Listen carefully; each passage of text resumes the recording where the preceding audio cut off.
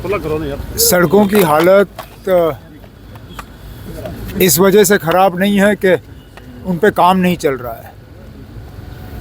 सड़कों की हालत थोड़ी खस्ता है क्योंकि वहाँ पे काम चल रहा है। रोड वाइडनिंग का प्रोजेक्ट है, 4 लेनिंग का प्रोजेक्ट है, टनलों का प्रोजेक्ट है। अब इसमें सिर्फ इतना है कि जहाँ टनल का काम चल रहा है वहाँ पे जो एग्जिस्टिंग रोड है कम से कम उसकी मेंटेनेंस होनी चाहिए। अब जो आज मैंने श्रीनगर से सुबह 6:30 बजे निकला हूँ, मुग़ल रोड से लेके बफलियाज से पूंछ से अब रजौरी, मैंने खुद सड़क का हाल देखा है। अब जो मैंने खुद जो आंखों देखा हाल है उसको मैं government of India Rajnath Singh साहब तक पहुंचा दूंगा, क्योंकि ये सारे बॉर्डर रोड्स की सड़कें हैं। मिनिस्ट्री ऑफ डिफेंस इनकी निगरानी करती है। तो राजनाथ सिंह साहब के साथ मुलाकात करके उनसे गुजारिश करूंगा, एक तो बॉर्डर रोड्स के काम में थोड़ी तेज़ी लाई जाए, और जब तक टनलों का काम मुकम्मल नहीं होता तब तक जो सड़क का हिस्सा टनल के ज़रिए कट जाएगा उसकी ठीक ठाक मेंटेनेंस होनी चाहिए, जो अभी नहीं हो रही है। तो लोगों की अभी भी डिमांड है कि बॉर्डर में जो है बंकर अभी भी नहीं बने।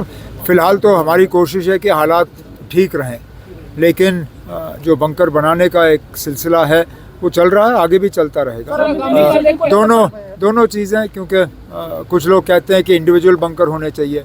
अब हर किसी के लिए बंकर बनाने के लिए जगह नहीं है, ना उतने साधन हैं हमारे पास। तो जहाँ हो सकता है वहाँ इंडिविजुअल बंकर, और जहाँ मुमकिन नहीं हुआ वहाँ कम्युनिटी बंकर जो हैं वो बनाए जाएंगे। सर, पटना मेडिकल कॉलेज में एमबीबीएस की सीटों को लेकर जो विवाद चल रहा है, क्या कहना है सर? किस वाले मेडिकल कॉलेज में जो मेडिकल कॉलेज तो उसके बारे में कहने की ज़रूरत ही क्या है ना।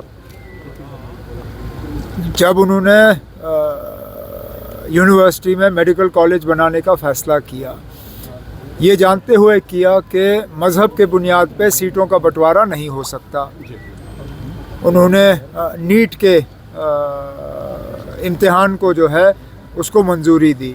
नीट के इम्तिहान में सिर्फ़ और सिर्फ काबिलियत देखी जाती है।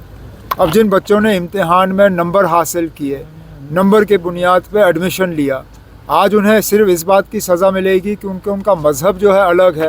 ये ना कानून इस बात की इजाज़त देती है, ना हमारा आइन इस बात की इजाज़त देती है, ना यूनिवर्सिटी की अपनी पॉलिसी।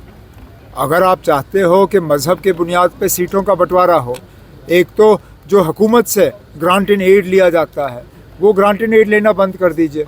जो मुफ्त में ज़मीन मिली उसका आप पैसा दे दीजिए, और उसके बाद आप अपने यूनिवर्सिटी का कानून बदल के इसको एक ही मज़हब के लिए रखिए, हमें कोई एतराज़ नहीं। सर, एक सहाफ़ी का मकान उठाया गया, उसकी कार्रवाई जारी है अभी। अब ये मैंने पिछले दिनों श्रीनगर में भी कहा, ये हमारे हाथों नहीं हुआ है जी। जिन्होंने इस अफसर को लगाया है, जिस अफसर के ज़रिए ये काम हुआ है, अगर वो कभी यहाँ आए तो आप उनसे पूछ लीजिए। सर, रिजर्वेशन को लेकर क्या कहेंगे सर?